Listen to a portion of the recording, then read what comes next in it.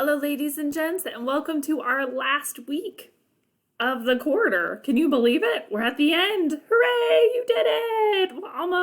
We're almost there. So hang in there for like 7 more days and then we'll be solid. Today you are turning in your annotated bibliography. This is the collection of research that you got for Project 3. It's on the same topic as Project 3, but it is a separate document from the essay. We talked about that in the announcements last week, as well as the annotated bibliography recorded lecture. But do make sure that it is 2 separate documents. The annotated bibliography is just the record of your research. It has a very specific format it has to follow, so go into the modules tab and make sure you're following that format. And if you haven't already watched the annotated bibliography video, do make sure to do that. So if you go into the modules tab, and you go into Project 3, scroll all the way down to the bottom.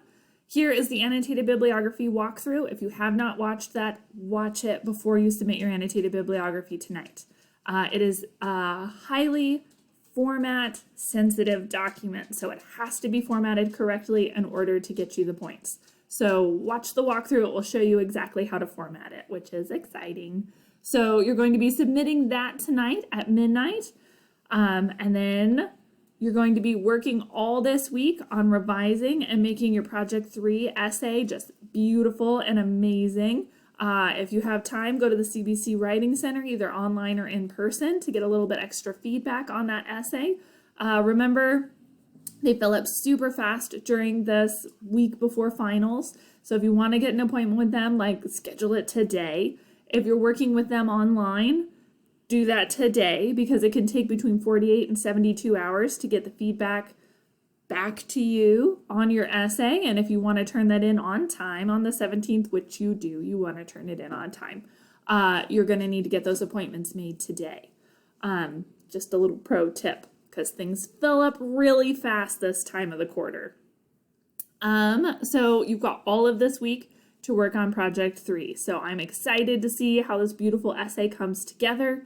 You're submitting that by midnight on the 17th, and then it's finals week, and the last thing you have to do for this class is to write a reflective letter.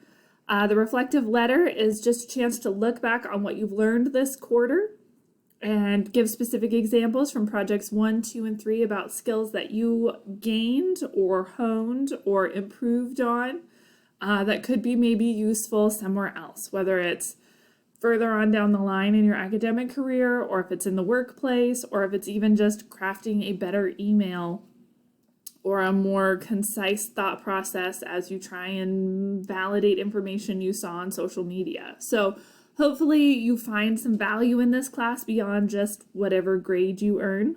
Hopefully there were skills that you got here that you can then transfer to other contexts that can be beneficial for you, because that's the goal, right? So we're turning in the Project 3 on the 17th, and then it's finals week. You're going to turn the reflective letter in on the 21st. The exit essay is only applicable to people who did not pass the diagnostic essay. That first essay we did at the beginning of the quarter was the diagnostic essay. It was worth 50 points. If you scored 30 points or more or higher, then you do not have to take the exit essay. If you scored below 30 points, or if you did not submit the diagnostic essay, you must take the exit essay, and you must pass the exit essay in order to pass this class. I will send emails to the people who have to take the exit essay. So if you do not get an email from me, you do not have to take the exit essay. Clear as mud? Yes? Crystal? Awesome. Even better. So you're going to turn in the reflective letters on the 21st.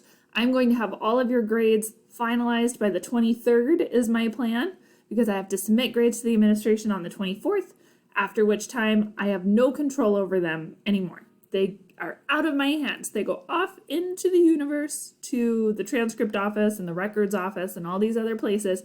I can't make changes to them after that point. So if you have questions about your grade, reach out before the 24th, because after that I can't help you. I lose all my power. My magic is gone, like Cinderella after midnight. Like the coach is now a pumpkin. The magic is gone, right? So if you have questions, reach out before the 24th. Make sure you do that. I am planning on having everything all looking good on the 23rd. So you've got that time to check the grade, make sure it's solid, and then contact me. Remember that all our grading is with the late work policy, so don't turn this one in late. It's worth so many points. Project 3, don't turn it in late. Turn it in on time so you can get your very best chance at points. I am not accepting late work during finals week because I'm going to be grading like an insane person to get everything ready to turn it in, right? So I am accepting no late work finals week. I'm going to say it one more time, just in case we missed the first like 3. I am not going to accept any late work during finals week. So if you have questions, check the syllabus late work policy. You can turn assignments in up to 10 days late. After 10 days, I don't accept them anymore because then they'd be worth negative points, and you don't want that. Every day an assignment's late, it's a 10% deduction. We went all over this in the first week when we talked about the syllabus. We talk about it every single time you turn in an essay, but just to review, that's the late work policy. But no work is accepted late during finals week. So if you are planning on turning something in late, don't plan on turning it in late finals week because that's just not going to work out for you. So turn everything in on time.